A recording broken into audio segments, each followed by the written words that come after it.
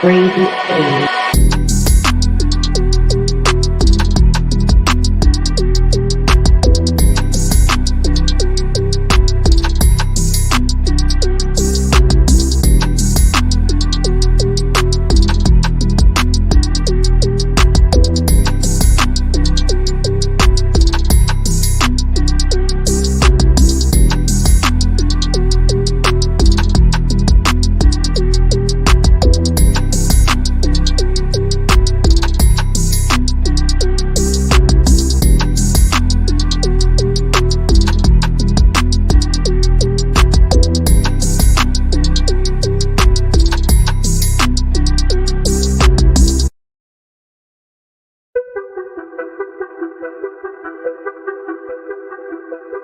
Brady A.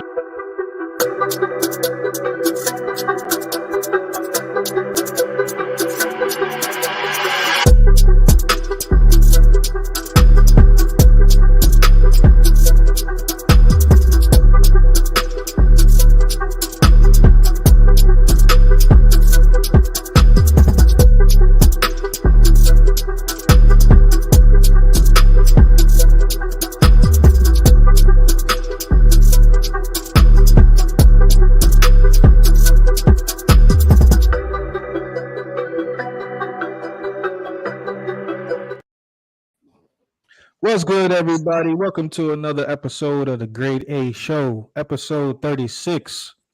Take this time to thank everybody that has been viewing the channel, sharing the channel, supporting the channel. We just ask that you guys continue to share and continue to do all those things for us. We really, really appreciate you guys. Hit that like button, hit that subscribe button, and let's start the show. T-Top, Musa, Mike, Draco, what's good, y'all? Yo, what's going on? Ain't nothing, man. Ain't nothing, man. What's Holidays going just on? hoping and glad that everybody was safe and sound, had some good food, enjoyed some good fireworks and stuff like that. How y'all doing? Paul George. Living the dream, man. Just enjoying all this NBA free agency fiasco going on. You know, I ain't really enjoying that at all, to be honest with you. I love the shakeup. I like winning all the time, but I don't like when it's too easy. So I like the East gearing up a little bit. Yeah, I'm with you on that, man. 100%. I'm. In all honesty, I'm not gonna lie. I was sort of, as I said to you, Peso, this week in the text. If I was to rank the three aspects of the season, probably my favorite part of the season was the in-season tournament. Surprisingly, regular season second, and then the third aspect would be regular season from March to the end of the season, including the playoffs. So I'm liking the free agency ramping up. I think it's better content for us to talk about personally than what's been going on in the playoffs this year with all the blowouts. It's been a lot of up and downs throughout the regular season. I could definitely say that for sure. The in-season tournament, like we was talking about yesterday, Mike, like I do hope that they continue to grow that aspect in the NBA. It's only the beginning, the first time we've been able to see it. At first I didn't like it, but I definitely think it's something that should stick around for sure. Yeah. Draco, like, what do you think is the best move this free agency so far? We're still at the beginning and so many transactions has happened, which is kind of crazy. I kind of feel like some of these moves was already solidified before the playoffs ended. It was just waiting after the finals. But what you think was the best move or your favorite move? I guess Paul George to Philly. That don't sound too confident. Nah, because we gotta consider health. Are they gonna be healthy? If they're healthy, it looks okay. But then when you get to playoffs, you got playoff Embiid and you got Embiid who like to throw blame. I don't know. I really want to talk about this move, and I really want to know how you guys feel about Paul George in Philly now. In my perspective, I'm just so tired of talking about like him being the biggest name in the free agency, and he gets to these teams, and it's just like nothing has been done. So I'm not looking forward to it at all. Right where you said hit the nail on the button, Draco, as far as health, injuries. The only good thing, let me just be straight up, I think it fits well with what Philly has as far as arguably the best big man in the league and Tyrese Maxey continuing to progress and at the caliber of play that he is right now. I do think it's good for Paul George because he doesn't have to worry about he's probably the third option on that team, in my opinion. Behind Embiid and Maxey, which could be a good thing for him. I just don't like Embiid's gonna have somebody else to blame if they don't do anything next year. So, in my opinion, I said it before. I think Embiid needs to get his mind right. Not saying he's not doing the right things because I don't know. I'm not cool with him. I don't know what he's doing. But we all know he can't control all the injuries and stuff like that he has. But in my opinion, I mean, just from the eye test, players like him, players like Luka specifically, I just feel like they could maybe do a little bit more conditioning and stuff like that. Maybe do a little bit more training in the offseason, and maybe they could sustain these injuries a bit more. I don't know. But I just feel like Joel Embiid's mind's really not like really there. I don't know. Maybe he's still a little kid at heart. I don't know. But we'll see how he plays for Team USA.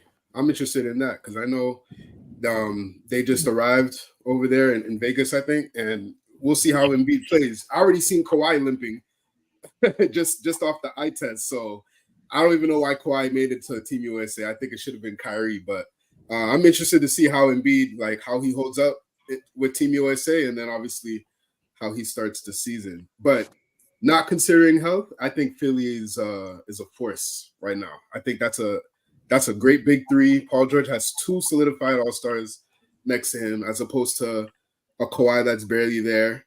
And I mean, I don't consider James Harden an all-star right now, but I think like Maxey has arrived, averaging 25 a game, and then you have Embiid.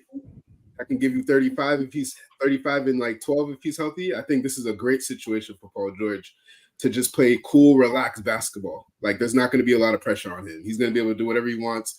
He's a good wing player. So that's the issue. We don't need to relax. He's been playing cool, relaxed basketball since after OKC, I would say. Can we talk some real facts? He's in Philly. What the hell you mean relax? Ain't no such thing as relaxing in Philly. That's true. I guess, yeah. Process been too long, go right? ahead and go in the playoffs to be pandemic P with Joel Embiid, see what happens. I ain't got. First of all, I'm tired of talking about Philly. Can we talk about like Philly's irrelevant? In the East, Philly's irrelevant. Yes. Can they get out the second round? Can Embiid get to a conference finals? I'm done babying this team, bro. Okay, hold on. Besides us, through the process, through all of that, they need to put in work. Hold on. I ain't gonna talk about the Celtics. I still don't need to be explained about the Celtics. Hey, Philly. I like the Knicks better than Philly. I like the Knicks better than Philly. I still like Orlando right now, especially with KCP. I like Orlando. I don't think Orlando beats Philly, but I like Orlando. I do like Cleveland, but we also got to keep in mind, guys, that Tobias Harris is gone. Buddy Hield's gone. 30B. See, you're proving my point, Peso. This is why I said I'm done with this team. We point all the fingers there. Everybody else screwing up, aside the players that didn't show up either. This ain't Embiid's first rodeo. Is a couple games he didn't show up. What about that game 6 against Boston when he didn't show up then? In game 7 he didn't show up. Yeah, we know Tobias was garbage. I'm not disputing that. But the same thing we did with the teams like Boston, Denver before they won the big one. We need to do the same with Embiid in Philly. Like it's time. You got Paul George. You got Caleb Martin now who just signed. Yep. Daryl Morey has put one of his best teams around Embiid. No excuses. Get it done. But like you said, that's why I said I don't think Embiid's mind is just right, bro. I don't know. Like how much? I think it's just the health. Like, and that's the thing. It doesn't surprise me he ain't healthy because he's been like this since Kansas. This is known he can't stay healthy. But I praise him for being able to play at the rate he plays at. Because for him to be 7'1", 3 something, to play up and down at the pace that they're in today's game, I commend him for that. But he still has to get it done. Going back. I was about to say that Knicks series, he was playing hurt, but he's still balling. Like I think, I mean, they just beat him. I mean, they didn't have enough help, but I think that changes this year. So do y'all think that Embiid like is taking it as serious as he could be? Not if Yes. he's playing for Team USA. I think he's playing the best basketball he's played probably in his career right now. I would put, for me, I wouldn't put him not taking it serious and Joel Embiid together. I think he's taking it serious. The fact that he's played through these injuries and everything in the playoffs shows he's taking it since he wants to win. I don't think It's taking his conditioning seriously. And that's I kind think the of conditioning can improve, yes. Or But it goes back to my point. The They fact gotta- that they're playing that in today's game with him being that big, that's a lot. and they got to fix like their minutes rotation or something. Because let's be real, And that's another thing. he was playing a lot of minutes last season. I think them bringing back Drummond, even though I don't like that Peso don't. Let me not say I don't like. I know Peso don't like the Drummond signing. It's But not I even think that I don't like it. I just think it's useless. But it's not useless for this reason. That's a great Embiid, backup. it's going to be games where you can sit Embiid. Because right now they're Rob Morey, Nick Nurse, they're probably prioritizing Embiid. Can you get to 60 games? 55 to 65 games. They're going to try to minimize his workload, which for me, Embiid with his mindset, I doubt he's going to want that. But I feel like they're going to try to limit him a little bit so he can be healthy for the playoff run. So adding Drummond can help at least give him some more minutes. I wish they would have kept Paul Reed, but they had to let him go in order to sign Caleb Martin. But I feel like this could be their best year to do it. It ain't gonna be easy because teams in the East gotten better, but it's now or never. They got now and maybe next season as a 2-3 year window before he starts to decline himself. Maxey and Paul George better get to shooting because Drummond on that court, all he gonna do is clog that paint. That's the advantage that Philly has with Embiid and having those two, not only with Maxey, but now bringing in Paul George, is that we know that Paul George likes to work that 15 feet inside out. Yes, we know that he could take that three, but he likes driving to that basket too. The same thing with Maxey in transition. The good thing with having Embiid there is that he could hit the free throw, he could hit the three, easy peasy, no problem. Having Drummond on that court, yeah, we know it's a different coach now. Hopefully it's better schemes and they utilize him a lot better. I just don't see fit. He's there to clean glass and get more possessions for them. So he fits well with how they're gonna play. Because again, Paul George is not really a 3-point shooter. He shoots it, but he loves to work in the in between. So the pick and roll, certain matches, depending on who you're going up against, you can legitimately use Drummond to his capable max ability in that offense. He's not into the score. He's gonna be like a lob threat, like a Rudy Gobert, like a lob threat who can clean the glass. He's mobile up and down the court. We know he ain't the best perimeter defender on a pick and roll. So we're not asking him to do that, even though he's going to have to at times. But I think he can if it can give Joel Embiid a 5-minute break here and there, a game or two here and there, cool. Because if Joel sits out, Drummond can plug in depending on who he's matched up against. No matter who he's matched up, he can go get you a 20 and 15 game. Easy. But it's not only that. I mean, the rotation pieces aren't scrubs either. Kelly Oubre is not a scrub. Caleb Martin, he can get hot. And then didn't they just get Eric Gordon? I think Eric Gordon is good. Eric Gordon is also a great piece off the bench. Like, I'm just saying, like these are great pieces for Philly. I think Philly is a problem this year. I don't know about between Knicks. I haven't decided who's better between Knicks and like they both are equally like Musa said, bro. I'm tired of giving Philly reasonings and giving them hope every year, bro. I'm good on them. Like if I see it, congratulations to them. If they can make it past the second round, kudos to them. I'm just not giving any faith in them. And it's kind of like, and I'm not putting the blame on nobody. I'm not putting the blame on Joel Embiid, but like look at the Celtics roster, right? And we look at Jaylen Brown and Jason Tatum. How many times they had different rosters, but sometimes they still have the same issues that they've been having every single season. And it's like, okay, what really has to change? Is it JB or JT? Now we look at this like Philly situation. It's like, okay, he's had so many different rosters, but what is the real issue here? I'm not saying it's Embiid, but something's going on. Well, I'll tell you what I think it could be. It has to be the locker room, the mindset. Kind of like what JT and JB mentioned is when, especially JB, for example, when Smart was traded, he took the mindset to be the leader and the voice of the room, of the locker room. If you notice, one of the best years that Philly had, as team-wise, not individual stats-wise, is when Jimmy Butler was there with Joel Embiid. Jimmy was the voice. So now having a Paul George, Caleb Martin, because he's the only one, I think, off the top of my head, he might be the only one on that team that got finals experience. Someone can be the voice. Kyle Lowry? Kyle Lowry is a free agent right now. Oh, shit. Oh, okay. I didn't know that. All right. So he can be that voice. Paul George can help be the voice to help kind of get them over the hump, possibly, because he's the only one that's in that big three that's been to a conference finals multiple times. George didn't even want to be the voice for the Clippers, though.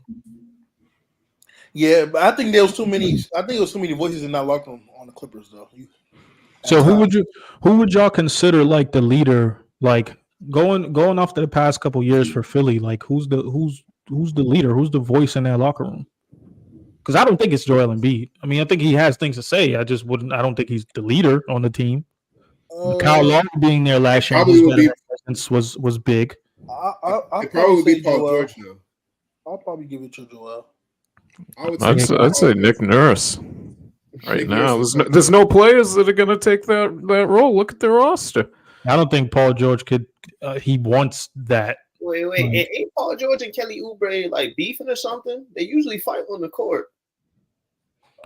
I don't remember that. I don't know. Oh, there's clips out there. They be fighting each other each time they. So it's like you got that's like a locker room issue right there. They'll clean that up. I would think Paul George would have considered that before. If that's actually a thing, they'll clean it up. There was the same thing with Dame and Beverly. Like Beverly and Dame was like wanted to come to blows. They cleaned that up real quick for the best of the team. But you know how that stuff is, Draco. If we got beef and especially when it comes to sports and stuff like that, we end up on the same team. At the end of the day, it's something easy to squash beef. You know what I'm saying? Unless you're talking about some real drama. Fucking someone's girl. It was something like that. The way they was alluding to it. So it's like, Mike, what's your perspective on Paul George and Philly? I just don't think. I think it's a great sign. It's a nice, splashy sign for the organization. Don't get me wrong, but until we get to the Eastern Conference Finals, if they don't get there, it just means absolutely nothing because they've yet to. No matter who they put there, they had the old Clipper James Harden there. He didn't do it for him, and now we'll see if the new Clipper Paul George can do it for him. But I'm not too optimistic about the team. But I'm going to give him a shot in this regard. Seeing before it was Doc Rivers, we only had Nick Nurse for one season. He didn't really have a great team around him last year because he has some great defensive schemes as he proves against Boston time in and time out to take away the 3-point line from him.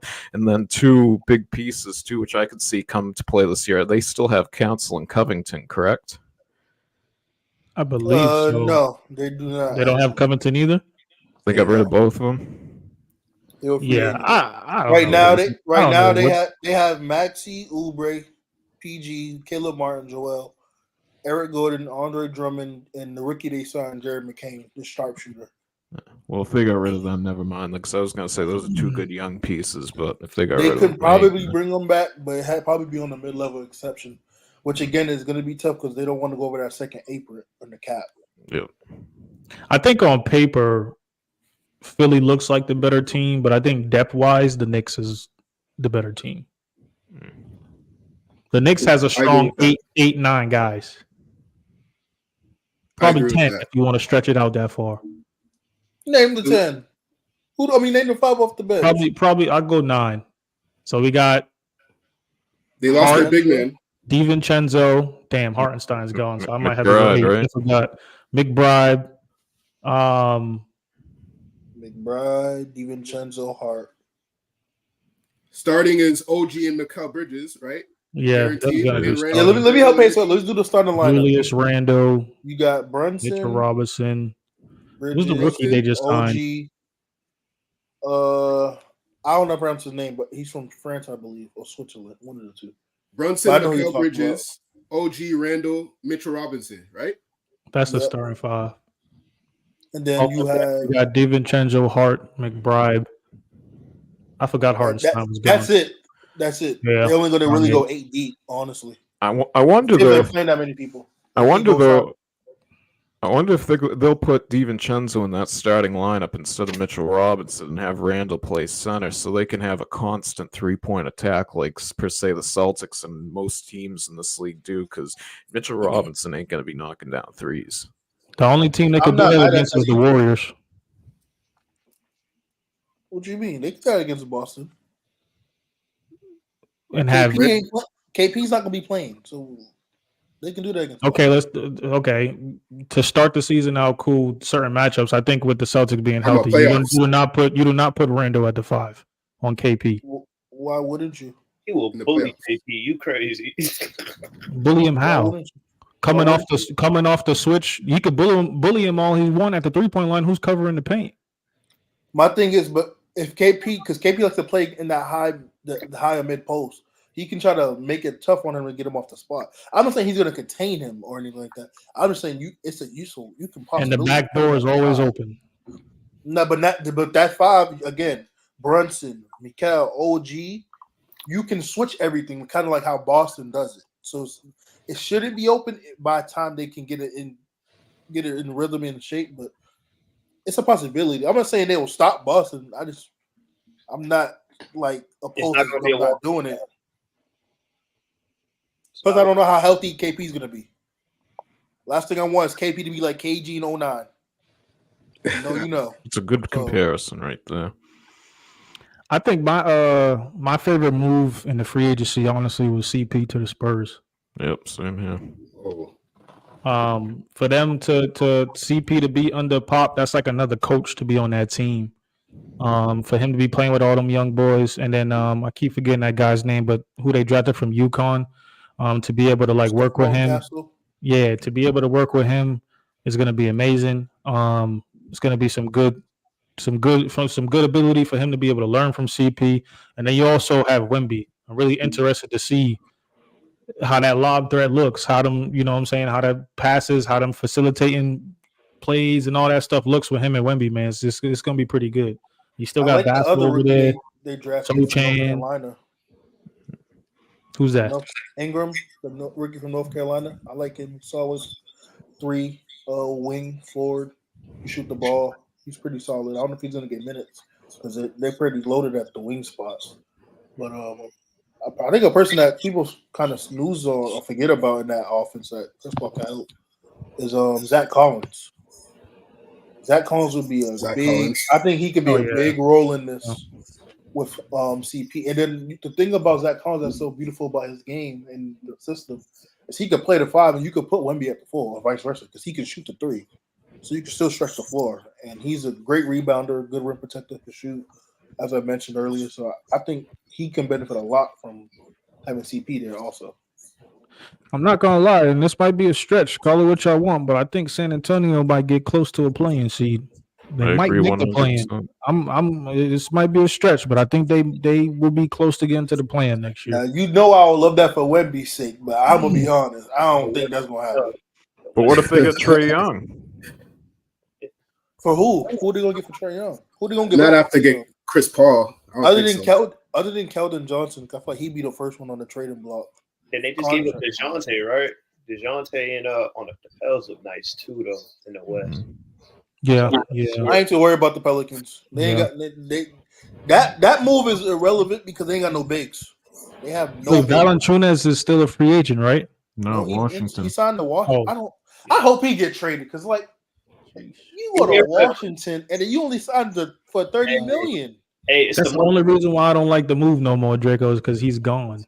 They're missing a center. They don't have the only big they got is the rookie they signed from Baylor, I believe, and someone else, but they lack that depth at the front court. That's my biggest concern.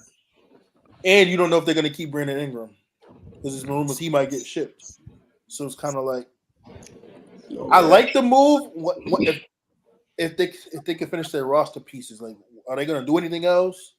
If they're going to stand as pat as is, I can see them playing again. Unfortunately, just because Valanciunas is such a big part in that offense and defense. So let me ask you this, Musa. Where you got Houston next year? They might be a play-in. I think that no. I actually got them at 5 or 6. Okay. And I actually got them 5.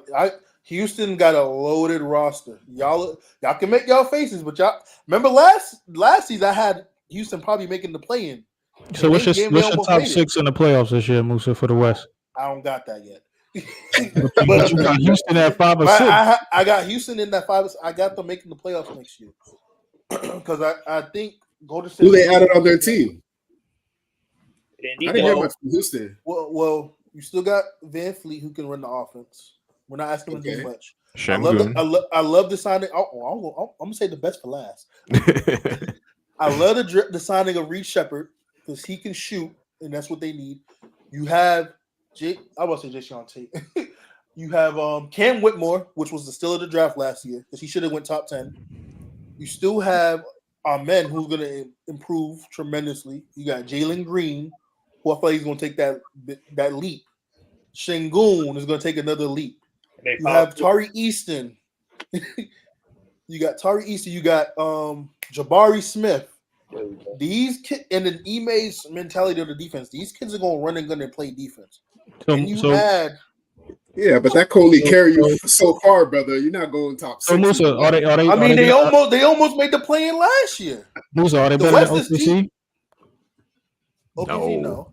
Are they better than Denver? No. But that's more of a conversation. Now, I'm trying to figure this out. Are they better than Minnesota? No. Are they better than Dallas? No. We gotta see how that Dallas team look. We gotta see how that Dallas team look. I wouldn't give them Dallas. My favorite offseason move was Klay to the Dallas Mavericks. They're making the finals again. Stop it. So we already have 4. Are they better than Phoenix? I'm not putting Dallas over Houston. Bro. Phoenix. I'll go yes. No. What are we talking about? Again, I'm saying no for like Phoenix and Denver, but I feel like it's more of a conversation because of how the rosters are looking for Denver. I don't see Phoenix being healthy all year. And what if KD gets traded? And again, just because I think they're not better than the team right now doesn't mean I still stand on. I think will they be better than Memphis? To get the 5th. That's a sleep. I feel like they're in the same. I feel like they might be in the same realm as Memphis, depending on health. I agree with you, Moose. Sacramento. They're better than Sacramento. Yeah, they're better than Sacramento.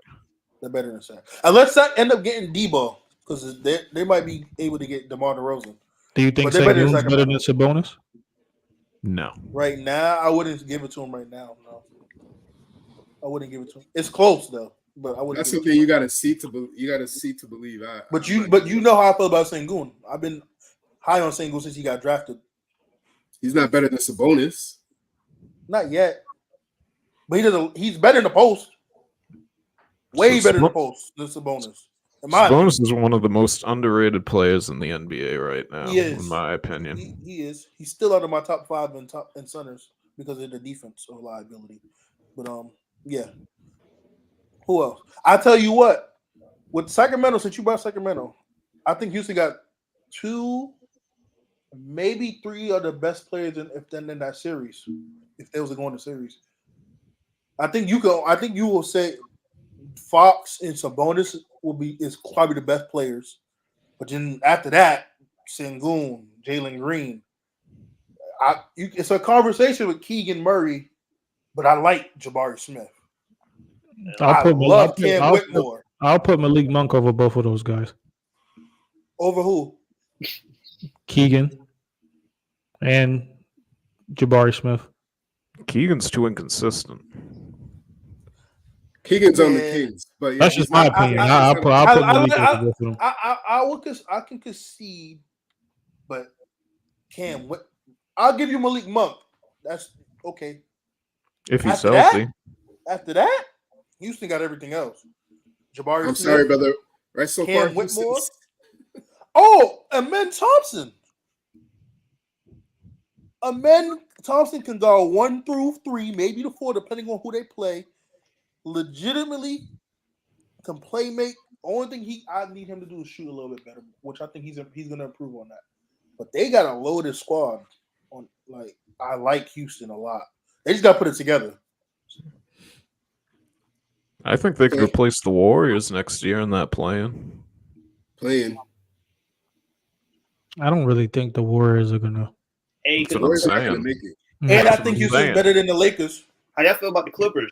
Yeah, I'm I not. could agree with that, Moose. What? I'm not. I think the Clippers. I think the Rockets are better than the Lakers. You're gonna see a bad things go down in LA. Okay, other than AD and LeBron, who on LA is better than any of those players on Houston? I think that's enough. Nah, I'm not going that far. I'm The talking free about. agency, I'm talking about as a team. I'm not talking about like just free who's agency gonna be isn't winning. done, so Like, I'm not. as a team. Man, we said free agency and the Lakers. That don't even go together the last 3-4 seasons. Now Houston would definitely like run them out the gym, but I don't think in a 7-game series. I think I'm not saying in the 7-game series. I'm just looking at roster for roster. After LeBron and AD, who is Yeah, we know that. We clear? know that Houston has the better roster. I And just that was don't what I think was they're the saying. better I think team. Houston is better than the Lakers. But Yeah. if you look at the roster, I'm talking about just looking at the roster. Okay. Yeah, to Same each his with the own. I just don't agree. Is Austin Reed? Is Austin Reed better than Jalen Green? No, He could give you enough. I just think in a 48 minute game setting, I got the Lakers. If we're talking about a 1-for-1 game, I think Houston has the better team, but and that's where I was going. I just Wait. Go player for player, right? Because you're gonna say Van Fleet and Russell, right? Who you got? I actually take taking Fred D'Lo. Van Fleet. I'm taking Fred Van Fleet. Okay, then I'll take yeah, because D'Lo he could disappear. I'll take the FVB. I mean, it's splitting hairs to be honest, because they both can disappear. So look, you got Dylan Brooks and LeBron. I like LeBron. Clearly. That's not even a question. I Bro. forgot about Dylan Brooks. Dylan Brooks is a great wing defender, though. I ain't gonna poo-poo on Dylan Brooks. I forgot he's on the team too for defense and shooting the 3 and D. You might not like the guy, but when he was in Memphis, they was one of the best defensive teams too, with him and Jaren Jackson. So I think that's the same situation like how we was just talking about the Knicks and Philly. Like the same thing with the Lakers and Houston. Houston has more depth, but I think that the Lakers is the better team. The Knicks So the Knicks has more depth, but Philly's a better team in your perspective? On paper, just because of the names that they have. got Embiid, Paul So George, Philly has and the better Maxey. team. Okay. I just wanted to make sure. Nah, I wanted to make sure we get that out the way. Okay. Philly has the better they name. got more name. They got name brand. Yeah, that's it. I think And the Knicks have the better team. Houston has I the think better Houston- team, and the I Lakers think have Houston better got one of the name. best Better in the West. team. But Knicks have better depth. I think that's what you mean to say. Yeah, Because I think Philly's better just because they have like better stars or more stars. And the Knicks, but Knicks, I feel like Knicks are deeper though. I just think it's hard to find a team in the West that has a better roster than Houston. That's just me. any team in the West. I said it's hard to find too many teams in the West that have a better roster than Houston. Yeah, you're really bigging up. You're really bigging up Houston. I ain't got big. Look at the roster. And did you watch them last year too? I think Minnesota still has a better roster than them. I think OKC has a better roster than them. Right. I think Minnesota? yes. We can go through the list. Why not? Okay. Ant-Man Yes. clears. We know. Ant-Man, Cat, Rudy, J-Mac. Those are the clear 4 guys.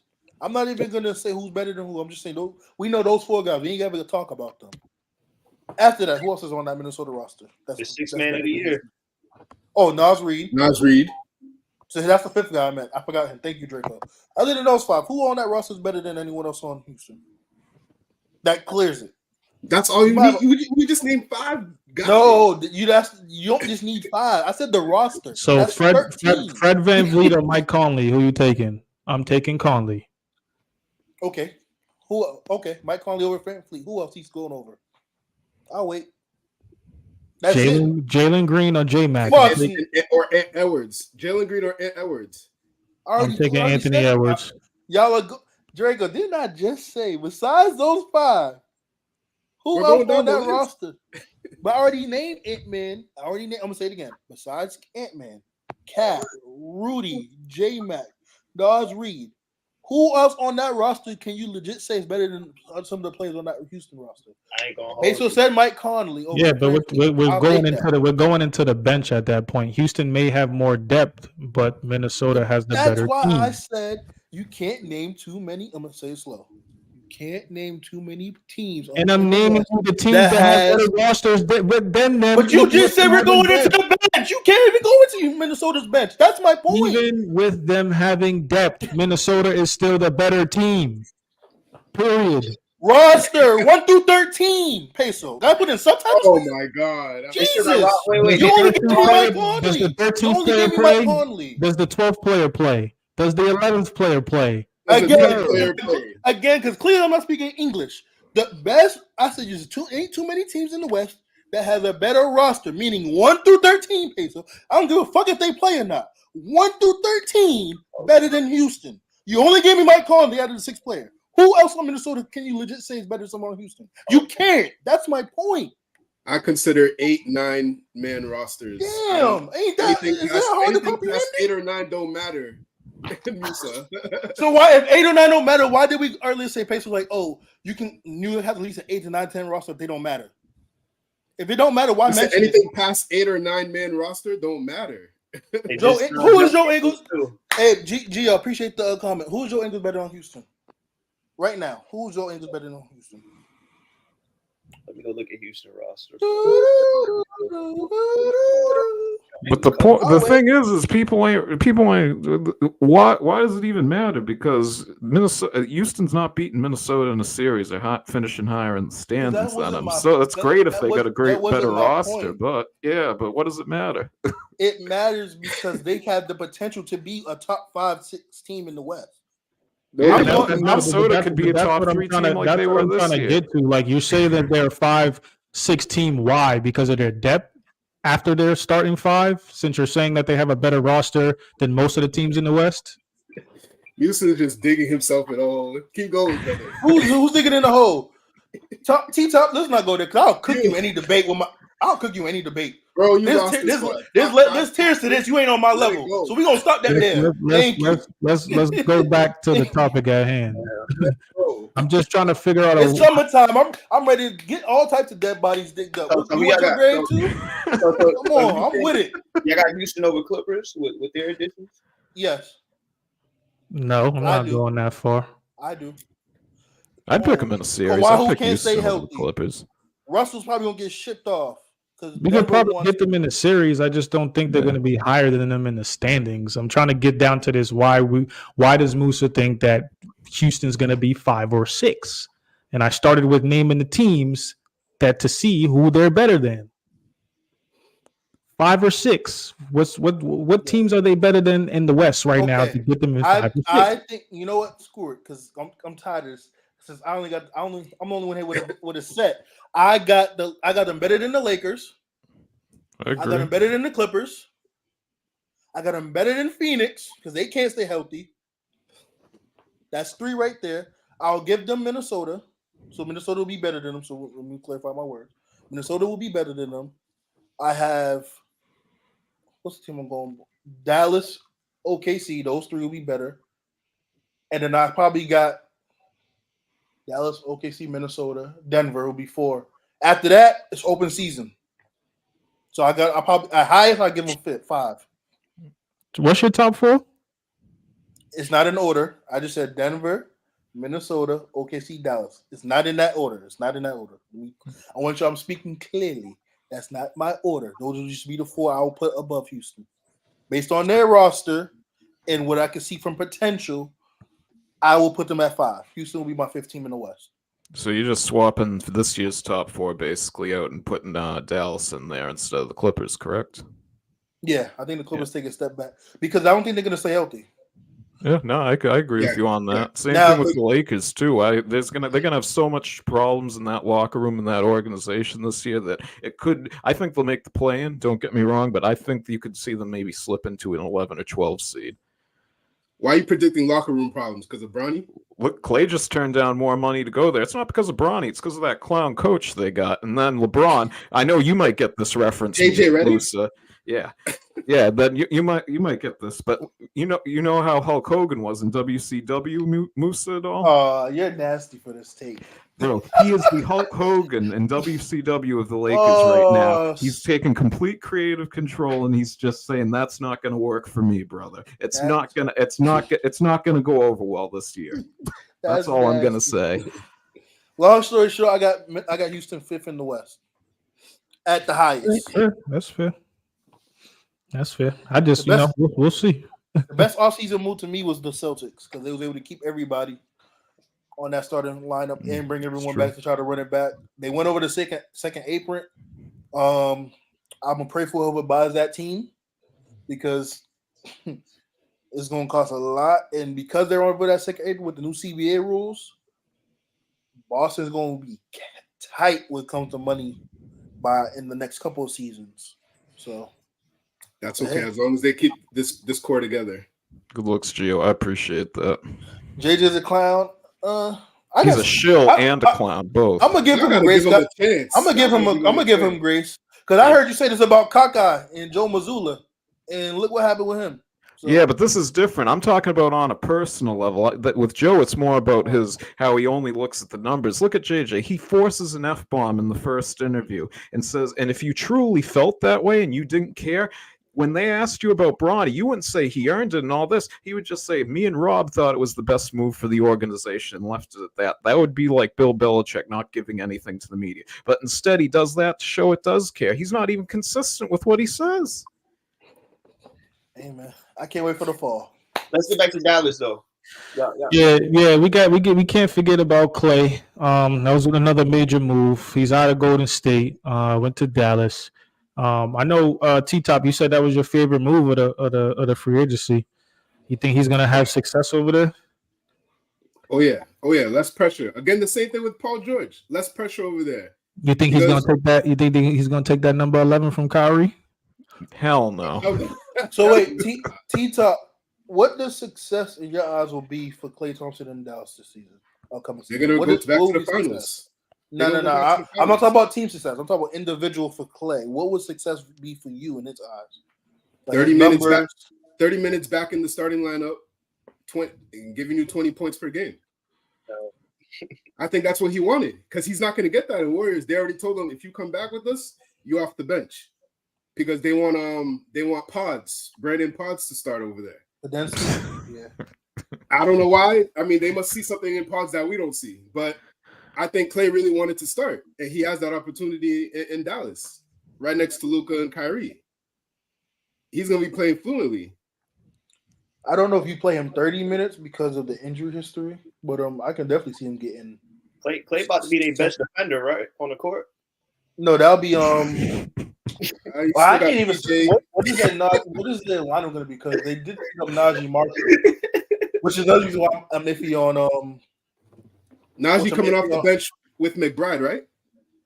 McBride. No, McBride's in New York. You mean Jaden Hardy? McDaniels, that's who you're talking about. Yeah, so you don't even know. McBride's in Dallas, right? Ooh, McBride. See, I think you're thinking about. See, like I said, this is Draco. There's tears to this. Yo, I think you're thinking about Harden. Hold on. Who did they pick up besides Najee? It was Najee and who? I'll tell you right now. Hold on. It was somebody. It was another McBride wing, I think. But I think Clay can get. I think 20 points is a stretch. Yeah, I think he can do it. 17 to 20 because he averaged 18 this past season. It was 17.8, but most times they rounded up to 18. I think he can get 20 or so. He's gonna get the shots Jones had, and I'd rather him take open shots than Derrick Jones Jr. So. I think we gotta remember too is that they got two ball dominant players on that team too. So, I hope he picks it back up on the defensive end. That's what I would love to see a part of the Clay's game to come back a little bit more. But I give him like 15 to 18 points. I think because you still got Luka and Kyrie there. So I was gonna say I don't think that defense is coming back to what it used to be. Let me ask you this, right? How many complete seasons have Kyrie really played? I'm not talking about 82, but gave you a decent amount of full season and playoffs. Probably one with the Cavs, one with the Celtics, and last year one with the Mavs. Yep. So 3. And 0 with the Nets. What you said? Like a full season and play the playoffs. Not a full. I know he ain't doing 82. I'll say at least probably that 2021. No, that 20. The Brooklyn year. The Brooklyn. Even though he got hurt in that round when he rolled his ankle against Milwaukee, And that was nasty. But I remember he that. also missed games that year because of like personal stuff. That was COVID. Yeah, but that was the year 2020. after. So That Yeah, was but the please, year still, after. you couldn't play in New York without the COVID vaccination. Oh I no! didn't get it. Oh yeah, no. I agree with you, Mike. I'm speaking on the injury when he got hurt in the playoffs against Milwaukee. I think that was the season before I got you. COVID. so could Kyrie? What's it called? We gonna expect Kyrie to be with us next year too in Dallas? Yeah, I don't see why not. He's a wild card. You never know with him. Nah, Nah, I think he's in the right situation for his mind, I think his he's in the mindset perfect and stuff spot. like that. But He better stay in like Dallas. Mike said, it's a wild card, bro. We I don't don't know. see him leaving Dallas. I don't see Dallas departing from him. He's in the perfect spot, and he'll be To fine. clean up what I said earlier, it was Quentin Grimes. My bad, not McBride. Oh, Oh, Yeah. Quentin Grimes. Yeah, they got him from Detroit when they traded Tim Hardaway. Right. Okay. He's a great dude. He's great for playing defense, and he can shoot the three. He's more athletic. He's a solid playmaker. And Najee he'll be Marshall coming off the bench with Yeah. with Najee and and Jaden Hardy. Lively. Yeah. But they're So gonna the center need, they're spot's gonna tricky. I don't know who they're gonna start. If they're gonna start they, Gafford or Lively, they're gonna that's a good need, issue to have. they're gonna have to pull out one of those guys. Probably Luka or Kyrie. It might be Kyrie a little bit earlier, so he could run with that second unit because that bench has no scoring. It's kind of one of the issues that they had a little bit last year too. Well, I think to your point, Peso, this is the offseason. Jaden Hardy, this is your offseason. I think True. Jaden Hardy's more than capable Yeah, of filling that void for scoring off that bench. he kind of reminds me of that guy. Is it Nemhart from Indiana a little bit? Yep. Yeah. It kind of in that same little space. McBride too. I like role players like that. Do y'all think that Klay Thompson is gonna have an impact on Dallas as far as like, does he move the needle for them?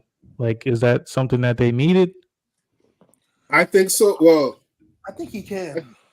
he's hitting the shots Derek Jones couldn't hit. That's how I look at it. Yeah. But defensively, I don't think he's having the same defensive impact as Derek Jones did. So it's give and take. Yeah, it is. I agree with that point.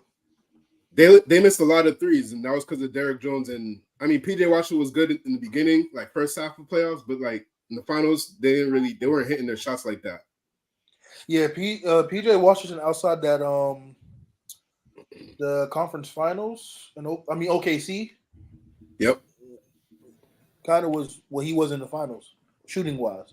The scheme was to not to give them the corner shots. I think added another shooter like Klay, who you gotta respect, even though he ain't. We all know Klay ain't the same Klay, but you gotta respect it. Off for name value, it kind of will help the offense. Yo, what if he comes out and just starts killing though? I know it's a big what if. But what's killing to you? Like what's the number? 20 to 25 points average in the game. I can see him getting 20. I don't know about 25. Shooting close to like 42% from three, 43% from three. Well, that wouldn't surprise me because he shot 39%. He could do it. He can definitely do that. But 25 points, if he can do 25 points, that might be the best team in the West. And that means Luka probably won't win MVP. They still need way more pieces around those three guys than what they got right now if they're going to get up that high. It's a work in progress. Give me we know that all the transactions happen so far. There's a lot more in free agency that could still happen, but give me y'all top 5. This is a little random. Y'all top 5 big 3 in the NBA right now. Really probably be one off of default because I don't really know many. I think we're probably out of the big 3 era. I think it's a lot of duos now, to be honest. Yeah, it ain't working in Phoenix. Yeah, Phoenix will probably be 2 by default. No. But that's what I'm saying, Draco. Like, how many big 3s do we have in the NBA right now, other than Philly and Phoenix? I don't consider Dallas a big 3, to be honest. I don't. I guess Bucks got their big 3 with Middleton. No, I mean, I think a lot of teams have a big 3. I don't really consider them a big 3 anymore. I mean, and I don't consider them big 3 because of Middleton's injuries and stuff. If you had to choose if you was to put a big them, 3, then sure. What's your top big 3? I had to choose a big 3. I think Celtics will be one for me. With Jason So who's their Tatum, third? Jason Tatum, Jaylen Brown, and Drew Holiday. Is it Drew off of Defensive purposes? I'm just going off of last season and the postseason going into this season. Because I might take Derek White over Drew for the third spot, just because of the scoring volume. When I think about a third person in the big three, I'm thinking about the scoring too. When I think about big three, I'm thinking about all of them being able to score. Yeah, if we're going by scoring more consistently than Drew did. Yeah, but we can't just go off of just scoring. That's like just overall. So like if you look at every team, like who's their best 3 overall players? My opinion for Celtics, it would have been JT, JB, KP, Porzingis. Yeah, if you're going by best 3 overall players, then I'll probably take KP. If he's healthy. Which is probably why he took Drew. See, thank you, Gia. That's what I'm thinking about. Can I really because when I think about big threes, I think about the scoring prowess. I mean, And but then why? I think about everything else. Then I think about everything else. But Why? scoring be the main thing. The thing is like, why can't we consider Drew Holiday? KP That's a was good barely point. here this season. We seen what Drew Holiday did in the playoffs on the defensive end, being responsible for about 2 of those games at Indiana, being responsible for at least 2 of those games in the finals run. It's an argument with him, White, and KP, but why can't we? Why can't we say White? That's why I just said that. It's an argument, but why can't we? And then to that point is the reason why it's hard for me personally to really look at Boston as a big three. Because after the first 2, it's like the third spot's really not solidified. When I think about a big three, it's the big three, and they're the 3. Then everything else falls in place. All right, so let's do it like this. If I have the Knicks right now, what's y'all big 3? Brunson, Randall. Cal, and Randall. Yep, I agree. Damn. We already between I think McCall and McCall- OG. Between McCall and OG, you want I to pick think McCall? McCall clears him offensively. Ain't too many big threes in the league right now, bro. Yeah. Legit big 3. I agree with That's that. Fine. That's why I said Randall, Philly will be McCall. one by default probably because of that.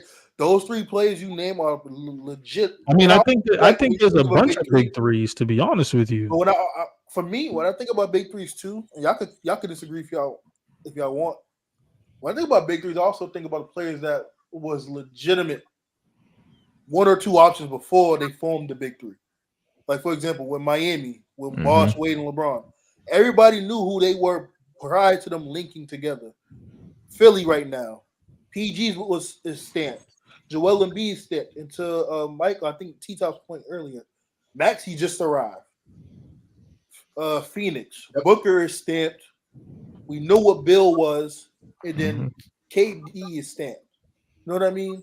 So Golden then we State can't before say that Clay. we can't say Dallas doesn't have a big 3 because we knew what Clay was I before. get And that's why I was about to say. I was like, I guess you could say Dallas then because Clay, yeah. But Can I say something? Booker's not stamped. We're gonna stop this. Booker's not stamped. I How is he not appreciate stamped? that, Draco. No. Why the- So how is he not stamped? What has he accomplished? He got to the finals. We can't do that. He got to the finals. We can't do that. So we just gotta We get to gotta- the finals. and we stamped. We gotta was the stop leading bringing his player. name up He in was- this pod. He was the leading guy on that team to get to the finals. Chris Paul was the difference. Yes. What about 2021 Aiden in best that player- year, for the too? run, But the though, best Draco, player- But the best From player Booker. by far on that team was Devin Booker. First Okay. team NBA last year, right? No. Y'all making me seem Nah. like I'm the biggest Devin Booker fan. I'm not even the biggest Devin Booker fan. Last I year? gotta call a spade, bro. No, he wasn't first team. What? I think there's a lot of big 3s in the NBA, What year are you bro. talking about for first team for Booker? Last year, Booker. No. No, Booker wasn't first team last year. Mm-mm. It I don't wasn't think last- he's, was I it don't Booker think he's Also, ever. keep in mind, last year was the first year they did non-position. He I don't was think no- has Booker ever gotten it. Yes, he's a 2-time All NBA. Yes. To our first team, First team. I Nah. don't think he's I'll ever check that gotten right now. first team. What? I'll check that right now. I'll come back. We can come back to it. Hey, Um, but, hey, so what's the big threes you was talking about though?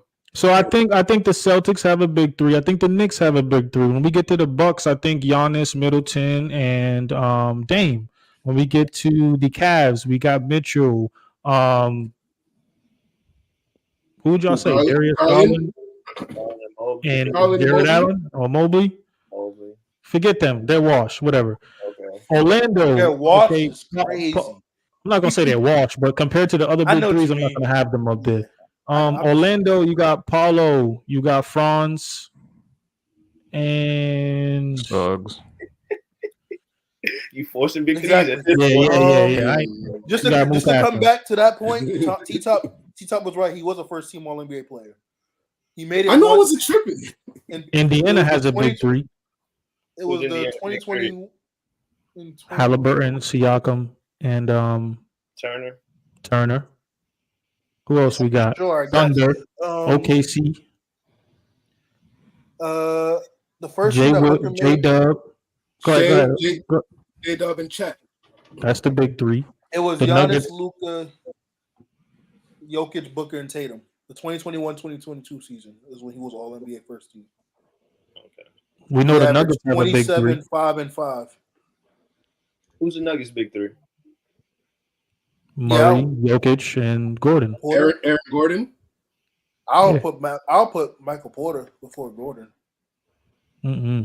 Not the way he showed up last postseason. He showed a big version. I mean, I was about to say Aaron Gordon only had a couple. I think good Aaron games. Gordon's more consistent. Consistent at what though? Defense. Yeah, Nah, defense. he showed up. He showed up more than MPJ in that Minnesota series. Yeah, that was my point. A couple games in the series, yeah, because he wasn't better than Porter in the first round against the Lakers. Porter couldn't miss. And who they play second I do round? remember. It was Minnesota. Oh, that's a spade for a spade, basically. Either one is interchangeable. The Kings, do they got a big three? Yeah, Monk, Sabonis, Fox. Would you consider 6 men a year a big three? Why not? Yeah, because I'll throw Nas Reed. I'll throw Nas Reed instead of Rudy Gobert. Manu Ginobili wasn't a part of the big three No, I'm not even going to entertain that. for the Spurs. Is that disrespectful? Yes, but How? Manu Ginobili was not Yes. part of the big three. I'm for not. the We're not Spurs? going to get into this Rudy stuff again. No, I don't want to do it. I don't want to do it. How is that disrespectful to Rudy though? Anthony Edwards, Karl Anthony Towns, and Nas Reed is not a good big three. Better than Rudy. Rudy, better than. Oh, I don't want to get into this, Peso. I don't want to get into this. Before this season, was not reconsidered. Why are we talking about before this season? Because to my point, when I mentioned big threes, they have to be stamped prior. That's No, your leading up. that's your way of going into it. And that's why I said no for me. Yes, duh. That's my point. Rudy is anchoring the best defense in the league. He's a 4-time, including this season DPOY. I'm gonna give him the nod for the third spot. Now I ain't mad at you putting Nas, but I think it's disrespectful. No, you have to be because you said it's disrespectful. It is. I'm trying to be nice, but fuck all that nice shit. Yeah, it is disrespectful to me. It is like They don't have because Rudy won 4 Defensive Player of the Years. Nas Reed can't be considered in their big three. and he's the anchor of the best defense in the league. He was the anchor. Of the Was best he the defense anchor in the playoffs? I don't know. You tell me. I don't think so. Oh, how many games Nas Reed showed up? Plenty. Name them. The Nuggets series. No, I said games. I didn't say series. Name the games. Which games? I don't remember the games off the top of my head. I remember series. No, it's not Rudy either. I guess. Because if you think about it, no one was talking about Nas Reed until this season. Even though I knew about him, but no. All right, so this is how I'm gonna say it, right? If you need a big play to be made, right? Are you counting Rudy Gobert? Or Nas Reed. A big play as in for a bucket or a defensive stop? For a bucket. Either one. Even a defensive stop. If it's a bucket, I'm clearly going to Nas Reed because Rudy offensively is non-existent. Honestly, I'm not thinking about neither one of them two. They're not. Honestly, me neither, Draco. They don't have a big three. I ain't thinking about neither. How did he do one against of them Luka? necessarily. In that one shot at the end of the game when you need a defensive stop. Oh, you talk about a shot that Luka hits on everybody? A shot that a defensive player of the year should have never even been up there. You're talking guarding about- him in the first When he has Exactly, 2 feet of separation, it's that's pretty my not point. hard. Because Luka does that to everybody. Especially bigs that's like Rudy. He'll do that to Nas Reed too. He did it against Kawhi and Paul George. What does bigs like Rudy mean? Bigs, 7-foot bigs on guards, like Luka.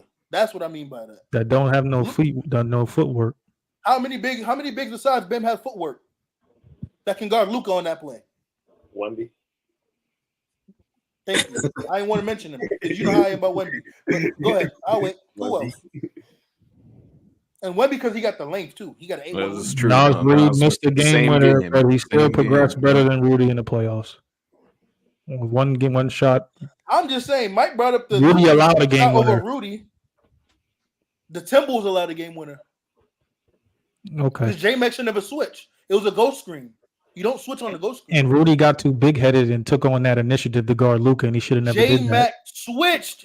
What was he supposed to do? Just let him shoot the open shot? It's a ghost screen. So why J Mac in that replay looked at Rudy like, "What the hell you doing up there?" He looked like that because he wasn't supposed to switch. He was supposed to stay. It's a ghost screen. That's the point. On a ghost screen, whoever's on the ball, the POA is not supposed to switch that. He's supposed to stay and go over it. But he didn't. He went underneath like a brain fart. I won't call him by his name. And Rudy was stuck on an island. Now, again, that shot was a tough shot. But Luka has done that on everybody in the league, just about everybody. He done the same thing against the Clippers in the bubble. Well, people forgot about that too. And that was when they was talking about PG and Kawhi was the best defensive wings in the league. But I couldn't tell. So if he's doing that to them, the hell you think he's gonna do to Rudy or anybody else? It's Luka we talking about here. The league leader in scoring. But that's a 4-time defensive player of the year. That's what I keep hearing. Anchoring off. I would have. But he ain't a 4-time DPOY for being on the perimeter. Man, they need to change it then. What are we talking about? Personally, I think the Big Three concept died in Brooklyn when and Kyrie and Durant got together. That was the end of that era, I think, personally. Yeah, I definitely think it's turning into more like the team aspect of things and stuff like that. That's how like this whole CBA. This whole thing with the Philly thing and everybody talking about the new Big Three and all this. I'm like, for one, for me, it's just I don't believe in Philly. For two, I just don't think it's gonna work. So, but that's my opinion. With the new CBA in place with the cap, they're trying to force teams to not go over that second apron and pay so much on the luxury, so that's going to limit them being able to sign a third star. So it's kind of have the duos and kind of build around, and that's why the bird rights is even more important now than it was in the past because it allows teams like Boston, now Philly in the future, or Miami to re-sign their players and give them more money than the other teams could. But look at Golden State. If you're a team that's willing to pay cap penalties and defer money, you can't get around it as good per se as the NFL, but you can keep a good core of guys together for a while. It's just going out and making additions outside your market. It's what limits you a little bit. Real quick, I know we got to move on, Peso. How y'all feel about Golden State turning down that Zach LaVine trade? Stupid. Yeah, I don't know what Golden State.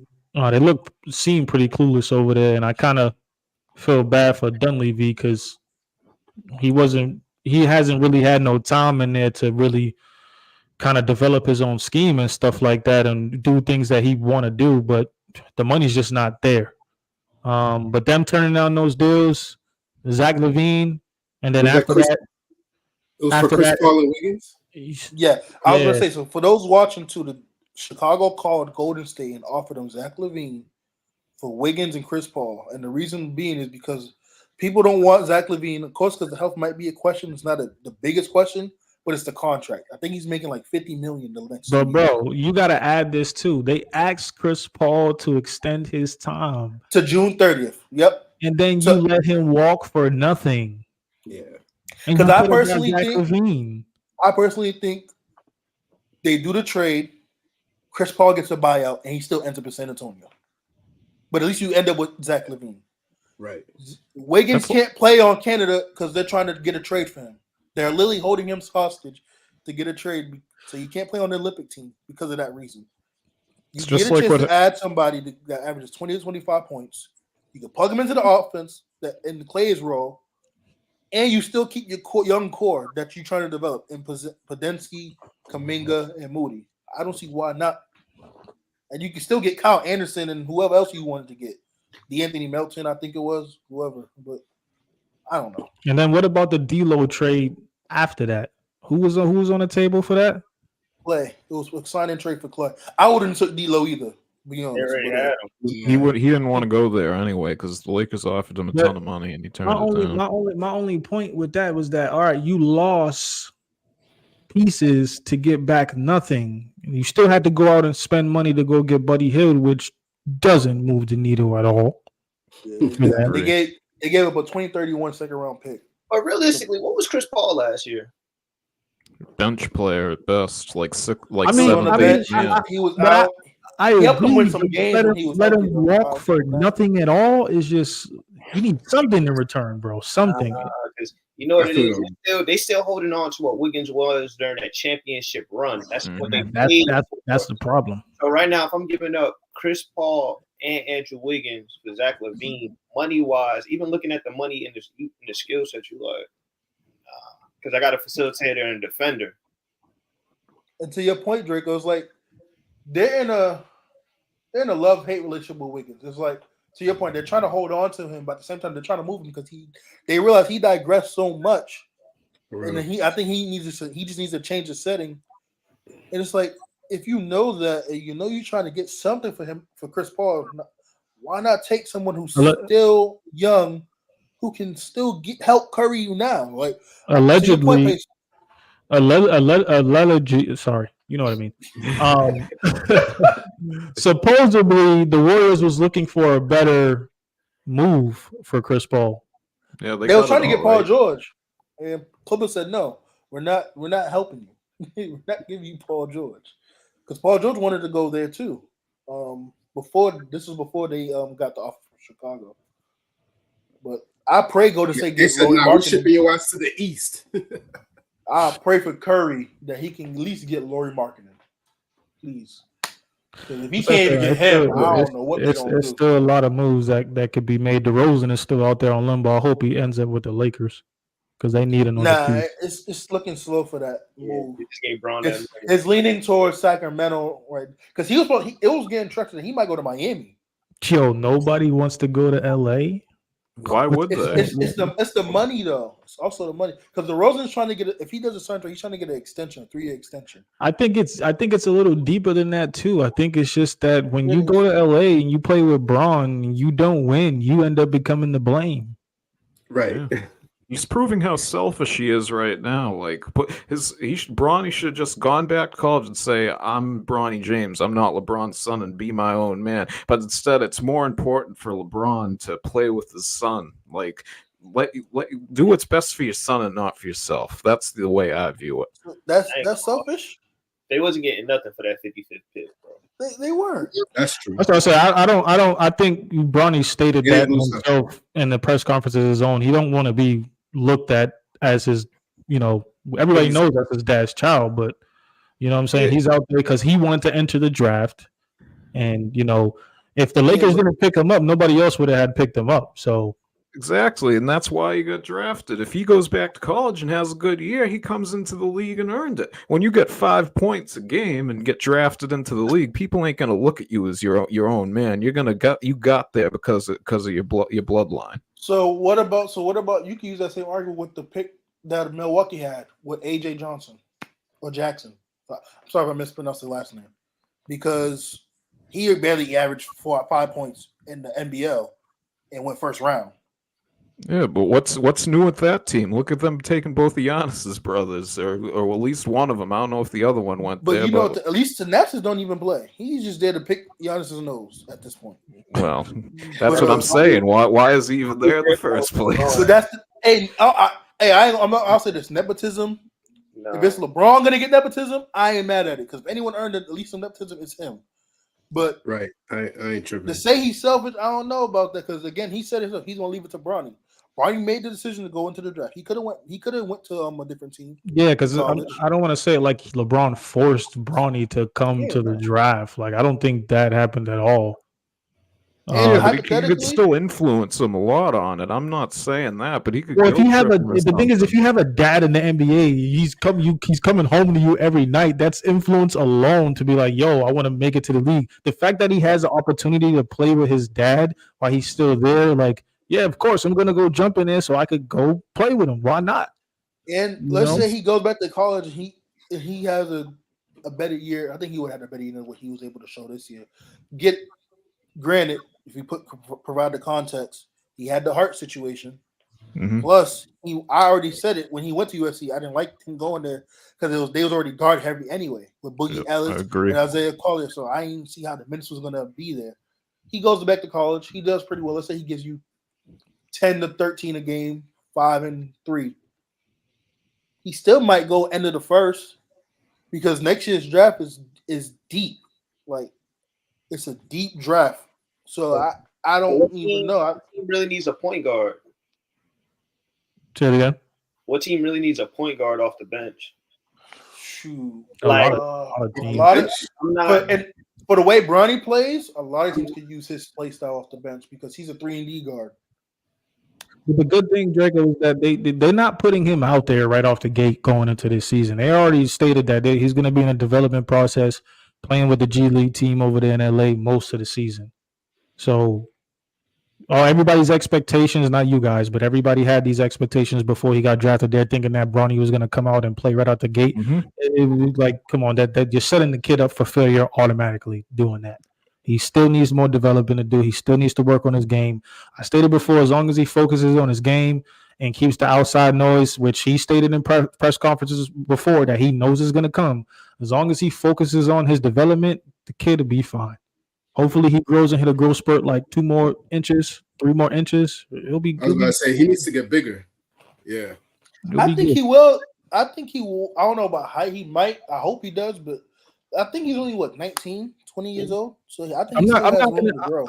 like. I'm not gonna put anything lower. Like I'm not gonna sit here and say, "Oh, I don't ever expect him to be great." I just don't think he's gonna be that type of player. I think he's gonna be a nice role piece, something like a Davion Mitchell, or maybe progressively, depending on how he develops, like a Drew Holiday type player. I want to see what's best for Bronny, and I have nothing against LeBron. I like him, and I hope he does good. But I just think he's forcing, like behind the scenes, forcing his hand a little bit too much towards this situation. I want Bronny to be the best player possibly he can be, and I just think it would have benefited him more to approach this a different way. Fair enough. We're gonna take this time to everybody viewing and watching the channel, man. Like the channel, continue to subscribe. We're gonna end the show off in our copper drop segment. As you guys noticed Nice before, graphic. we did a player edition where we compared a bunch of players to one player, and we decided if we was gonna cop that player or drop that player. This time, we're gonna do the team edition. Given all of the transactions that happened so far, I'm just gonna name out some teams, and you guys say, would you cop this team or drop this team?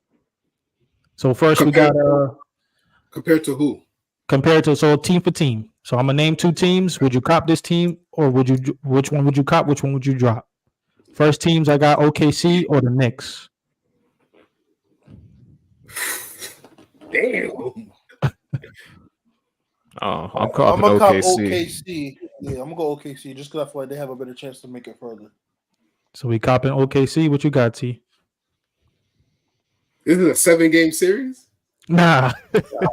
Overall, whole body. You the GM. You trying to pick up a new organization.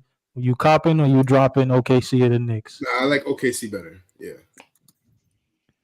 All right. Next we got Bucks and the Pacers.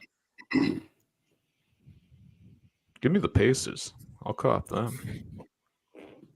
I'm gonna take the Bucks. Yeah, I'm gonna go with the Bucks. I think Giannis and Dame can be enough. Bigger name when healthy. I'm It's a different. gonna go Indiana right now, man. Indiana. Yeah. All right. Next we got Miami Heat or the Kings. Miami. Yeah, I like the Kings. Kings. Give me the Good. Kings. I'll take the Kings on that one. I like the Miami or Kings. the Kings. Got the Kings. You think Miami, Draco? You think Jimmy gonna be in Miami long term? I mean, this is last year probably there, but I'm taking Miami. I'm gonna take the Kings because I think them losing Caleb This is Martin. the is NBA, eventually- Gio. I'm sorry, bro. Oh, ha, my boy Gio. Actually, I'm gonna take Miami. 'Cause I forgot Terry Rozier is there too. All right, Gotta next be Nah, we I healthy, can't. got though. y'all I'm taking torn. Miami. I'm torn, bro. This is actually tougher than I thought. I'm gonna take Miami. Yeah, I'll take Miami. Miami, two Kings. All right, next we got the Warriors or the Spurs. Which one you copping? Which one you dropping? Give me the Spurs. I feel like this was easy for me too. I had the Spurs too, just because of youth and potential. I But like you where also Spurs got is Steph heading. Curry. I might have to take Warriors. I'm gonna go Warriors. Y'all. I'm gonna take Warriors. I like where Spurs is heading. I'm going Spurs. Did he say Kings? Y'all crazy, bro. The Kings ain't made it past the first round ever. Like, when the last time they made it past the first round? Okay, so the Knicks is not absurd though. Yeah, I don't think it's too absurd. You got OKC just took Hey, Knicks back Doug. up big. Now I only picked OKC just to clear my point. I picked them because I'm comparing them to how far I think that each team can make it in their conference. I think OKC has a better chance of making it further than New York. Clips, I'm surprised. I'm glad Clips is being honest. We got- I picked Warriors because I think Curry. I think Curry can. They're gonna be good next year. Yeah, ready for the next one? We got Memphis or Charlotte.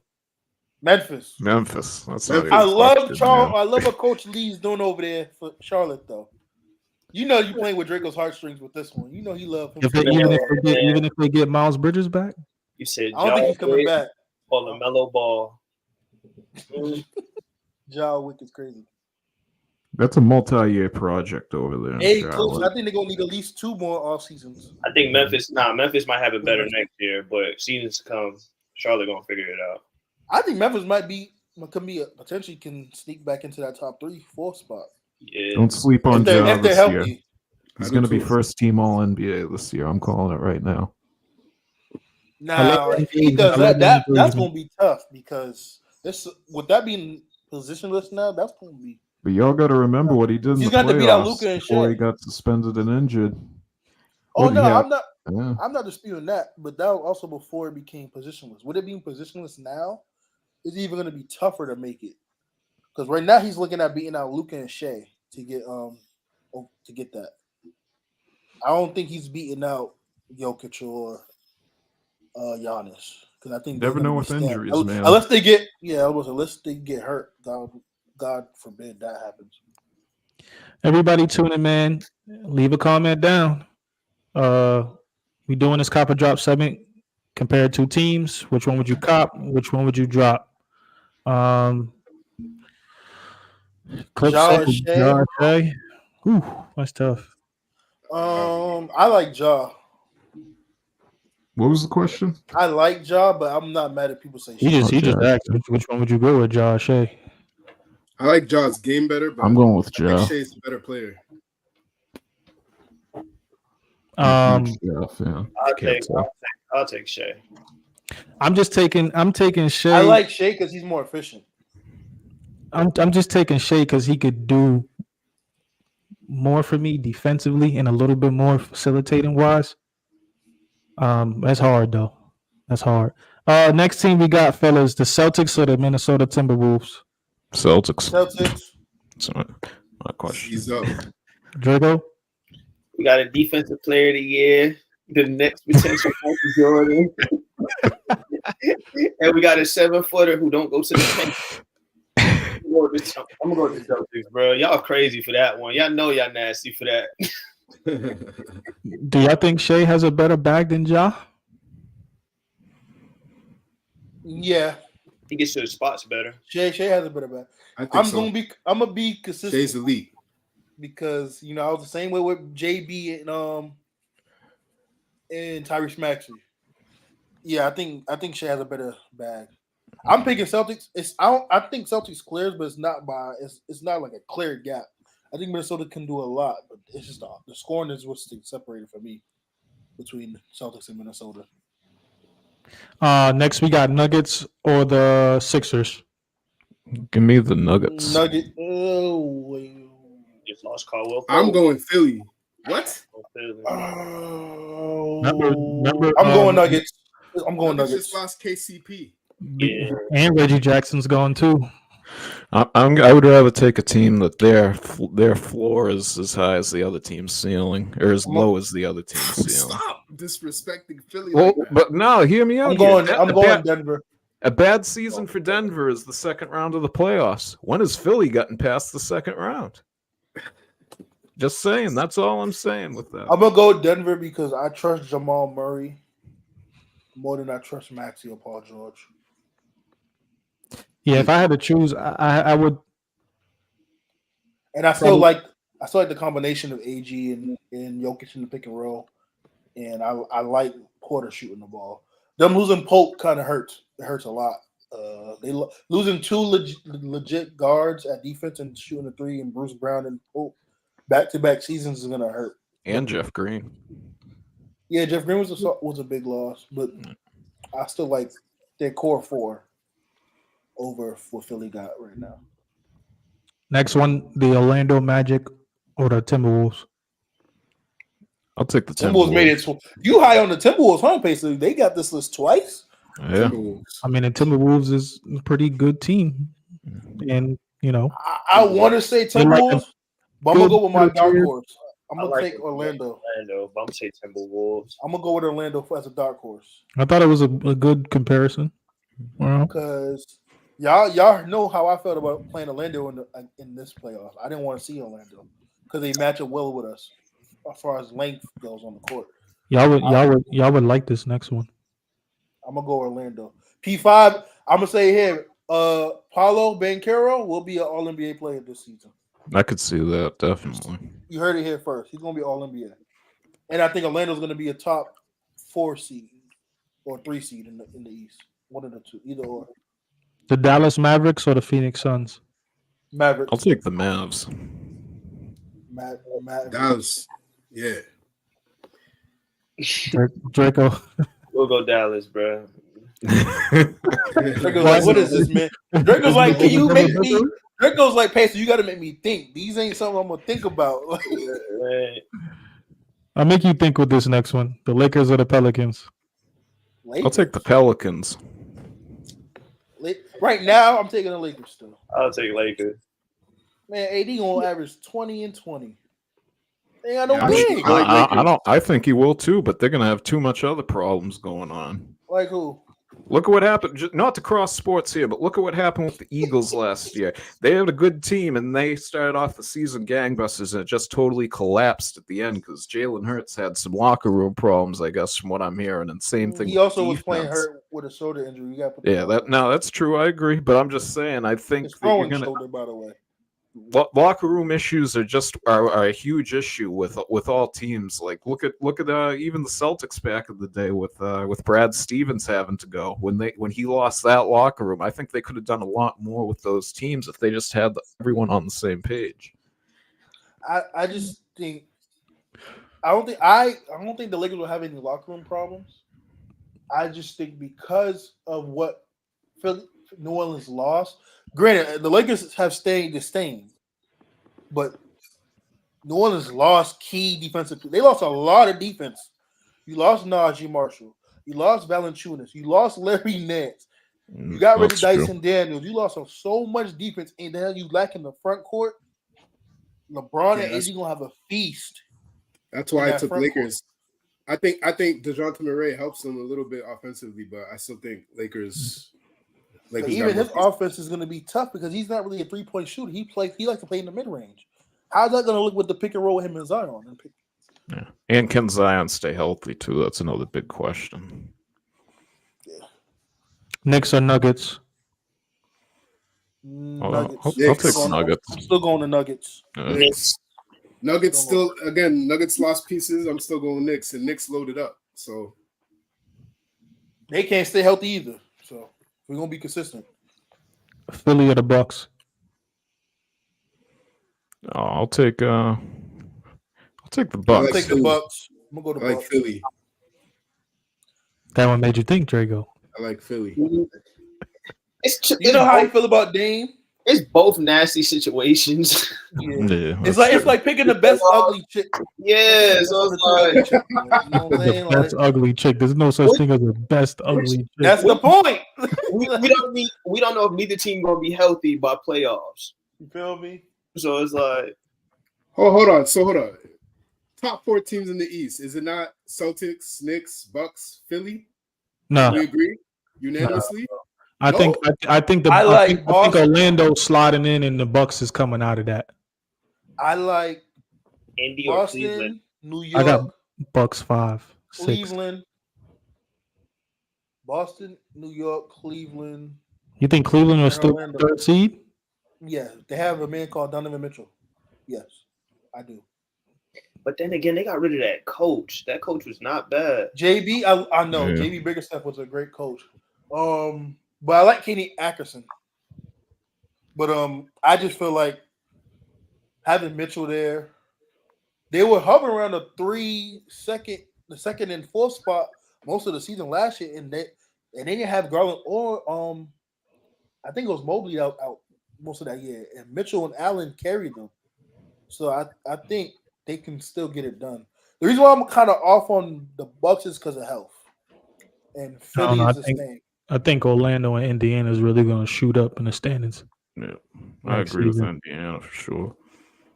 Yeah, because Ben Matherin's coming back. People snooze on my boy. So I'm gonna just say Bucks for now. Bucks. For regular season, but playoffs, I don't know. Yeah, I'll probably have Orlando at 4, and Cleveland 3. Last but not least, Lakers or the Warriors? Lakers got a better Lakers. Do I really have to pick one of these teams? Oh man. Yes, you do. You picking the Warriors, you picking JJ Redick. Your boy JJ. I gotta pick the Warriors, man. The only thing that you could have given me a worse question was the Lakers or the Suns. That would have been the only thing worse for me. Peso, are we gonna get to the free agency talk, the biggest free agents moves ever, or we're gonna say that for next Oh week? yeah, we actually did forget about that. Yeah, what do y'all feel is like the biggest free agency move like ever in NBA history? We don't have to go to the 80s and the 90s. I don't even remember all that. I'm gonna give a shout out to the first unrestricted free agent, Tom Chambers. He was the first unrestricted free agent in 1988. He moved from Seattle to Phoenix. He should look that up. No, I actually was actually watching my stuff. You said I was just gonna say, way to do your research, brother. You said the biggest free agency move, right? Ever. Yeah. Because that was the first one. Because back then you couldn't. You said have free agency. 1988. Yep. So, but prior to that season, they didn't have free agency. So teams back then, if you ran through your contract, teams can just keep you unless they found a trade partner. So if they wasn't gonna trade you and you was good, like Tom Chambers was good, he's someone that should be in the Hall of Fame. I don't know why he's not with his numbers. Wait. He's not in the Hall of Fame, and I never heard of him. And he's one of the biggest free agent moves. So because he was the first one to ever be first free agent. You're saying he opened doors and broke barriers. Yeah. Coming out he was a lottery pick out of Utah. His career average is 18, 6, and 2. His best year he averaged 27. He had multiple seasons over 20 in the NBA. What team did he play for? You said Utah? Seattle. He played for Utah in college. He played for Seattle. He played for Phoenix. He played in Utah. He played in Israel for a little bit. His last season, he was in Philly in 1998. But he was drafted in 1981. And he off rip came in the league, averaged 17 a game. So, yeah. But I want to give a shout out to him. But my pick will be KD to the Warriors. KD to the Warriors changed the whole. KD goes to the Warriors, changed legacies. They won the championship the year before. That's the one thing I'll say about that. But you got to think about it this way: if KD don't go to the Warriors, does Steph and them have those 2 rings in between the 4? You can make an argument. They would have been in the war. They would have been going to war for it. So what?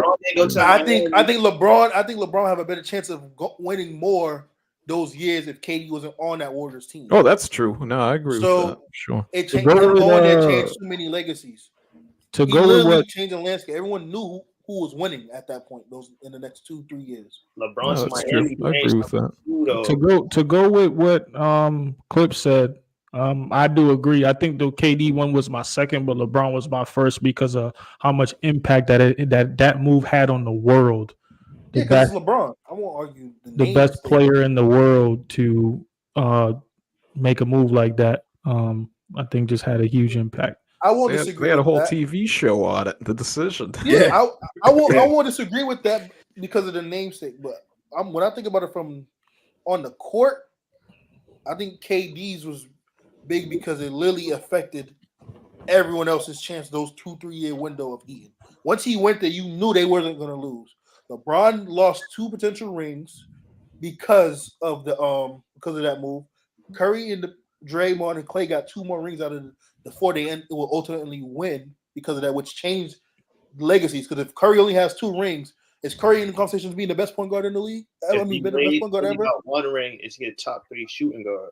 Yeah, because the way he shoots the 3 ball, the records that he broke, I think he wouldn't be as high as all time on all time list, which is he'll be number 3 on the list. Number 3, like top point guard. People saying he's number 1 right now because of his. That's the point I'm trying to make. Yeah, because of the range. Yeah. And if you think about it, also, if Clay don't get hurt and he don't towards the kids, they probably 3-peat, and that would be the first 3-peat since 01, the 01 Lakers. What you mean that Toronto series? Yeah, because they would have 3-peated if they would have never got hurt. Yeah, KD went down. So one thing about it from just on the court play wise, I would lean towards the KD move. Did Ray Allen come here as a free agent? I know KG got traded for. Was that a trade? I think Ray probably was a sign and trade, possibly. Because Because that you could even if it was a free agent move, you could say that was even bigger than LeBron's because that paved the way for their big 3 going into I think him going to Miami was bigger than Ray Allen going to Boston. Yeah. I could see that. I think Ray Allen going to Miami is similar to what Clay just did because they didn't want to pay him. Well, just as far as the effect that it had with Miami winning that championship, like Ray Allen had a big part. Yeah, he doesn't hit that shot. And if you let T-Top tell it, Clay going to Dallas is going to be the deal breaker for them to win the chip. I didn't say win the chip. I didn't say win the chip. We're not doing that. I know. I'm just trolling. I'm just trolling you, bro. Celtics. They ain't making it out of the West. I would never say Dallas is beating Celtics. They're going to go to the finals, though. So you think the Celtics and the Mavs are going to go back to back? T. Hell no. Mavs ain't getting there again, bro. I hate to tell you. Who y'all think could surpass the Celtics if y'all had a? Well, I think we could all probably say the Knicks, maybe, but who y'all really think has a chance to beat them in the East? 7-game series. In the East. Mm-hmm. I stand on saying Philly. If Philly can actually do something for once, they have a chance. But I'm not putting much into that. But I'll go with Indiana. They will have a chance. I like Indiana because they can run up and down with them if they're healthy. Yeah, if all healthy. Yeah. What was Paul George last good playoffs? I will probably go. Pleasure, P. Pleasure. What was the question? I'll say when they went to the conference finals. So that was Paul George last good. When they went to the conference finals, I'll say from top. I don't even remember the last time he went to the conference. That was last year. That was with the Clippers. No, that was. That was like 2021. Yeah, 2022. Yeah, the year that Phoenix went. They lost. Nah, that wasn't the bubble. Nah, the year after. That was when. Who did they lose? I think they lost to Phoenix. Okay, yeah, because Clippers because beat Kawhi got hurt. Year. Kawhi got hurt early in that playoff postseason, and Kawhi, PG and them led them to the conference finals. Yep, because Terrence Mann had that 40-something point game against Utah. Everybody poo-pooed on Rudy Gobert, but guess what? Terrence Mann hasn't done that since. So yeah, because he hasn't had Gobert defending them. He hasn't had a game like that since. So he seen a defensive player of the year, and he felt like he was sweet.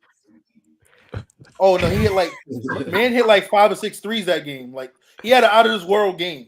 He had a Kenny Olynyk game 7 type of game. Maybe it's because of who was defending him. Like, Rudy Gobert. Yeah, Joe Ingles was also defending him too. Nah, I'm just playing. I know. They trying to troll. It's all good, bro. Man, thank you everybody for watching and for tuning in, man. Y'all continue to like the channel, share the channel. Thank you to all the subscribers that have subscribed already. Just continue to do what y'all do. Leave comments down below if you feel the need to do so, and tune in with us next week for our next episode. Peace.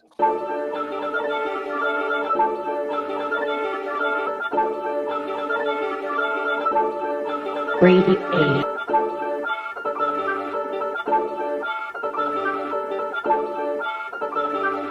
Hey, run that thing up.